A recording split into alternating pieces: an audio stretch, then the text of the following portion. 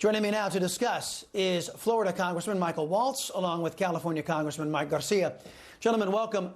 Congressman Waltz, what information does your office have on this report? And is the Republican Party powerless to get our people and thousands of vetted Afghan allies here to the United States? Well, we've known all along that the Biden administration and Secretary Blinken was lying about this number. You know, he's continually testified, as has the Secretary of Defense. Heck, President Biden himself has said about 100 were left behind. But they always put this little caveat in there. They said that wanted to leave. And we've all asked, find me all of these other Americans that didn't want to leave, that wanted to stay there with life under the Taliban. The reality is they didn't want to leave some of their family members behind. They weren't allowed to bring them, but that doesn't mean you then get to quantify them as not wanting to leave. So we've known this was a lie. We knew this was spin and that the administration just wanted to turn the page. But thank God for the veterans organizations, these grassroots groups that haven't given up, our congressional offices that haven't given up. I just spoke to one of these groups this morning. They just flew out their 8th plane full of Americans, green card holders, LPRs, and Afghans that stood and fought with us, all heavily vetted. I want to be clear, but they're doing the job at their own expense. Many of them left their jobs, exhausted their savings, and are stepping up to do what the State Department and this administration have totally and completely failed to do. They left Americans behind, and they let terrorists dictate the terms. Yeah, you know, Congressman Garcia, I want to expand on that because you have a sitting administration, left-wing socialist Democrats, and their policies that resulted in leaving nearly 400 of our people behind, not to mention the thousands of vetted Afghan allies that they left behind. In the meantime, it seems like they brought every Tom, Dick, and Harry they could find just wandering around Kabul airport on these transport planes to say it was the largest airlift in U.S. history. But, I mean, back to the central point here. This current socialist administration, Congressman Garcia, has abandoned American citizens to terrorists. To me, that would be automatically disqualifying for any administration. Why isn't it disqualifying for this one?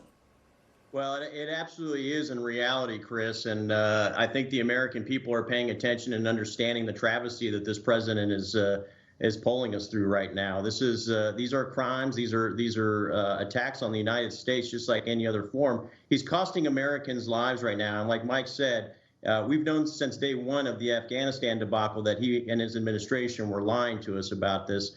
Not just the numbers, but the extent and severity of the situation on the ground. And we've been basically running operation centers out of our congressional offices.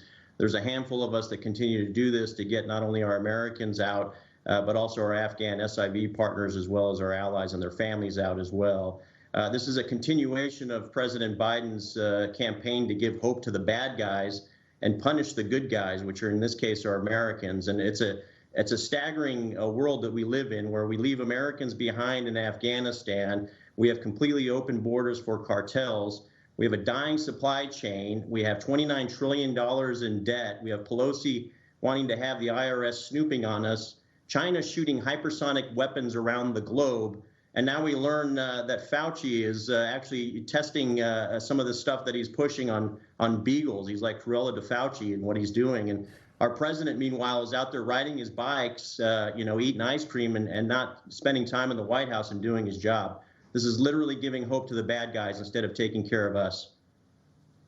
Yeah, I really hope the Republican Party gets it through their head that this is not JFK's Democrat Party. These people are socialists, and they have no American values, in my humble opinion. Congressman Waltz, I want to pick up on what Congressman Garcia just said.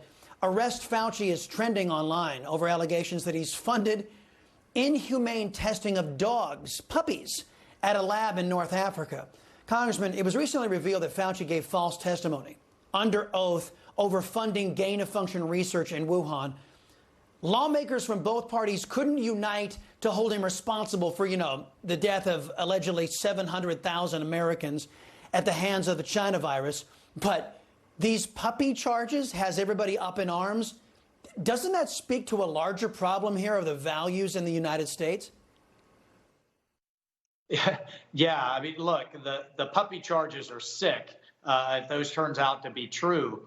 But to your point, look, the scientific community has become corrupted on these grant dollars, these millions of grant dollars that are pumped out every year, many of it for very valuable and needed scientific research, but also many of it have supported their livelihoods, have supported their reputations.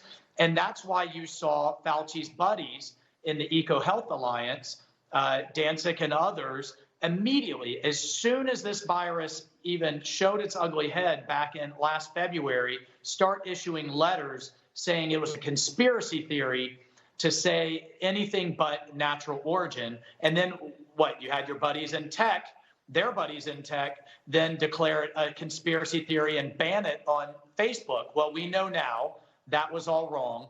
But here's the other thing. The left has no desire to get to the bottom of it.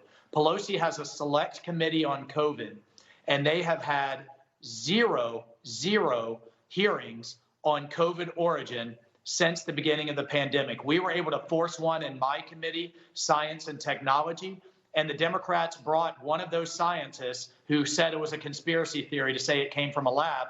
And it turns out he was getting millions in these grants to support his livelihood and support his reputation. The whole thing is corrupt, and we won't be able to take it apart until we get back in power.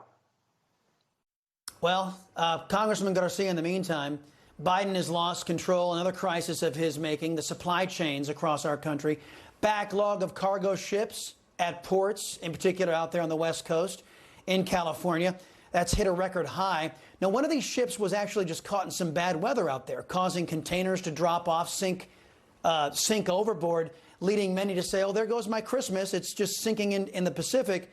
It just goes from bad to worse in Biden's America, does it not, Congressman? Yeah, absolutely. And this force majeure with the weather situation is a small element of what's going on. What we're seeing in the ports of Los Angeles and Long Beach in California is absolutely devastating to our supply chain. A complete dependence on China to begin with, but now an incompetence at a whole new level in getting product moving through our ports. But this shouldn't come to us as a surprise, Chris. If you recall, on his inauguration day, Biden said that he's using California as a blueprint for his policies. This is domestic economic tax policies. And this is the problem with California right now. We have a bill called AB5, which recategorized truckers as full-time employees instead of independent contractors like they desire to operate as. And this is why we have such a tremendous shortage of now truckers in California. And it's a continuation of his deception. While he says that the ports are going to be open 24/7, the reality is that a lot of these workers are not back yet. And even as we get the cargo off the ships, they have nowhere to go because of the lack of truckers and the folks who are willing to actually ship this stuff. So this is going to affect the holidays. This is going to continue to devastate small businesses and large businesses alike now, just like it has over the last year and a half. We've got to get back to business as usual. COVID is still something that we need to be paying attention to. We need to hold China accountable for it, especially economically. But we've got to get the lights turned back on, start getting our supply chain back online. And this is a stark reminder of why we need to not be dependent on China as our sole source provider globally, frankly. Well, gentlemen, the good news is our government is focused on critical race theory and proper pronouns and all the stuff it shouldn't be focused on while it's allowing its actual job to go by the wayside. That's what happens when you elect socialist. Congressman Mike Garcia and Congressman Michael Walz. Gentlemen, thank you very much. Appreciate the time.